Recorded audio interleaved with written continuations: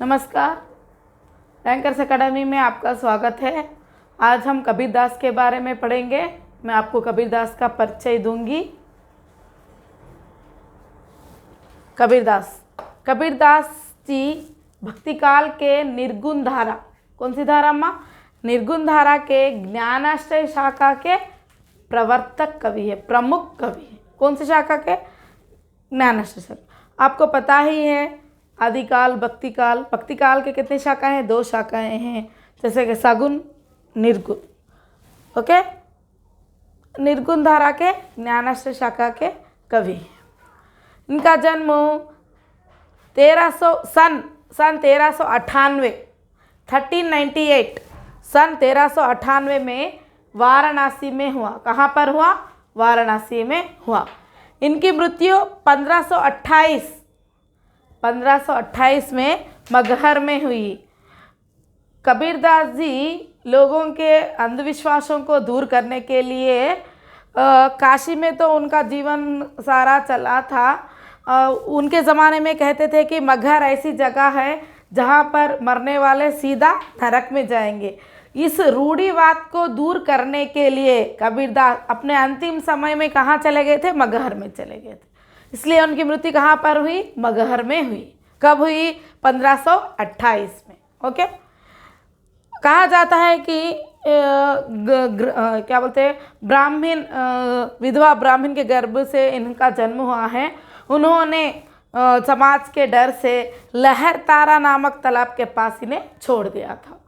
उनकी माँ ने कहाँ पर छोड़ दिया था? लहर तारा नामक तालाब के पास छोड़ दिया था।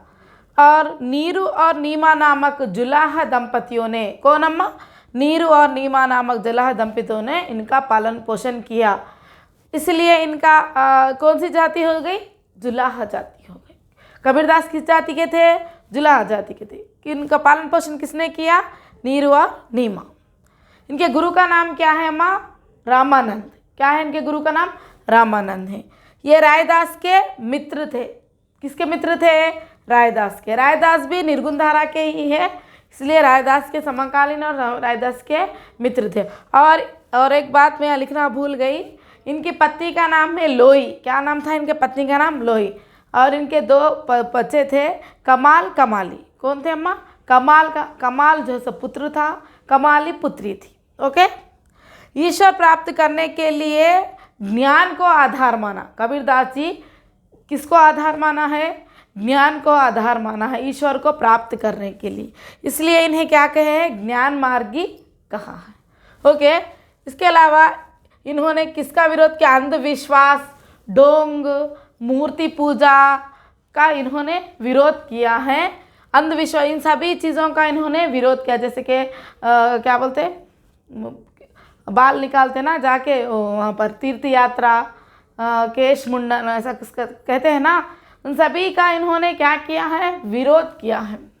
निर्गुण निराकार ब्रह्मा को मानने वाले कौन है? कबीरदास। यानी भगवान का कोई आकार नहीं है। भगवान की प्राप्ति किस तरह से प्राप्त होती है? सिर्फ ज्ञान के आधार पर प्राप्त होती, इसलिए इन्हें ज्ञान मार्गी कहा है। ओके, हजारी प्रसाद द्विवेदी ने इन्हें क्या कहा है? वाणी का डिक्टेटर कहा है। और एक बात भी कहा है उन्होंने, हजारी प्रसाद द्विवेदी क्या बोलते हैं इनको? मस्त मौला भी बोले। क्या बोले अम्मा? मस्त मौला। हजारी प्रसाद द्विवेदी क्या बोले? वाणी का डिक्टेटर बोले और मस्त मौला बोले। और ये अनपढ़ थे। कबीरदास क्या थे? अनपढ़ थे, पढ़े लिखे नहीं थे। अब उनके जो वाणी थी, उनकी जो वॉइस थी, उनकी जो बात थी, उनके वाणी को बीजक नामक ग्रंथ में उनका शिष्य धर्मादास नामक शिष्य उनका क्या है? लिपिबद्ध किया है, यानी लिखा है। ओके, बीजक के 3 भाग हैं, मैं आगे आपको बताऊंगी। कबीरदास निर्गुण भक्ति को कौन सी भक्ति कहा है? भाव भक्ति कहा है। क्या कहा है? निर्गुण भक्ति को भाव भक्ति कहा है। इनकी भाषा क्या है? सदुक्खड़ी, यानी पंचमेल खिचड़ी। इसमें अवधी है, ब्रज भाषा है, मारवाड़ी है, इस तरह से अलग अलग भाषाओं का इन्होंने सम्मिश्रण यूज़ किया है, इस्तेमाल किया है। इसलिए इनकी भाषा को क्या कहते हैं? सदुक्कड़ी भाषा कहते हैं। इनकी एकमात्र ग्रंथ रचना को इनकी वाणी को लिपिबद्ध करने वाले कौन है? धर्मादास है, जिसका नाम क्या है? बीजक। बीजक के 3 भाग है, साकी, सबद, रमैनी। क्या है माँ?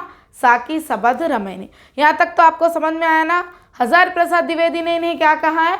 वाणी का डिक्टेटर कहा है। और क्या कहा है? मस्त मौला भी कहा है। ओके, जैसे कि आपने सुना था, कबीर के वचनों को किसने लिपिबद्ध किया है? धर्मादास ने लिपिबद्ध किया है, जिसका नाम क्या है माँ? बीजक है।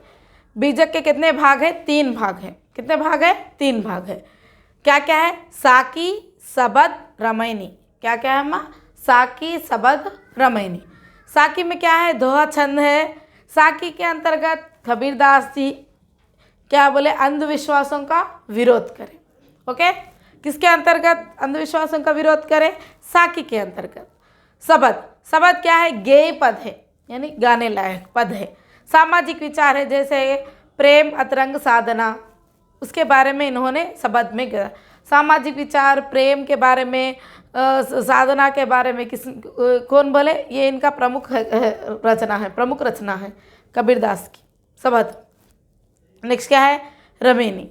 रमैनी क्या है? दोहा चौपाई है। इसमें आध्यात्मिक विचार है, जैसे रहस्यवादी और दार्शनिक विचारों की व्याख्या इसमें की है। आध्यात्मक यानी आत्मा, परमात्मा, यानी और क्या है? निर्गुण निराकार ब्रह्मा, ब्रह्मा कौन है, आत्मा क्या है, परमात्मा क्या है, उनके दार्शनिक विचार जो है इसके अंदर है। किसके अंतर्गत है? रमैनी में। सबद में क्या है? सामाजिक विचार है। सामाजिक विचार बोलते क्या है? अपने नॉर्मल ज़िंदगी में किस तरह से रहना है, साधना क्या है, सभी इसके अंतर्गत है। इसमें क्या है? साकी में अंधविश्वासों का विरोध किया है। ओके, अब देखिए इसके अलावा इनके अन्य भी रचनाएं हैं। कबीर शब्दावली, कबीर दोहावली, कबीर ग्रंथावली और क्या है? कबीर सागर। ओके, बताइए कबीर जी को जन्म कब हुआ? 1398। कहाँ पर हुआ? वाराणसी। मृत्यु कब हुई? 1528, 1528। कहाँ पर हुई? मगहर में हुई। इनकी माता ने इन्हें कहाँ पर छोड़ दिया था? लहर तारा नामक तालाब के पास छोड़ दिया था। और इनके पालन पोषण करने वाले कौन है? नीरू नीमा नामक जुलाह दंपति है। ओके, इसलिए ये जाति के कौन सी जाति के हो गए? जुलाह जाति के हो गए। ओके, इनके गुरु का नाम क्या है? रामानंद। और कौन सी धारा के कवि है ये? निर्गुण धारा के कवि है। भक्ति काल के निर्गुण धारा के कवि है। और इन्होंने किसका विरोध किया है? अंधविश्वासों का, ढोंग, मूर्ति पूजा और क्या है? तीर्थ यात्रा, इन सभी चीज़ों का इन्होंने विरोध किया है। हजारी प्रसाद द्विवेदी ने इन्हें क्या कहा है? वाणी का डिक्टेटर कहा। क्यों वाणी का डिक्टेटर? समझिए, क्योंकि ये अनपढ़ थे, लिख नहीं सकते थे, इसलिए इनकी एकमात्र रचना को, प्रामाणिक रचना है, इस रचना को लिपिबद्ध करने वाले कौन है? इनके शिष्य धर्मादास हैं। इसलिए हजारी प्रसाद द्विवेदी क्या बोले? वाणी का डिक्टेटर बोले। और ये कबीरदास जो है हिंदी साहित्य के अंतर्गत सभी भाषाओं का सम्मिश्रण कर रचनाएं की है। इसीलिए इनकी भाषा क्या है माँ? सदुखड़ी भाषा है या पंचमेल खिचड़ी है। ओके, हजारी प्रसाद द्विवेदी ने इन्हें क्या कहा है? मस्त मौला भी कहा। क्या कहा है?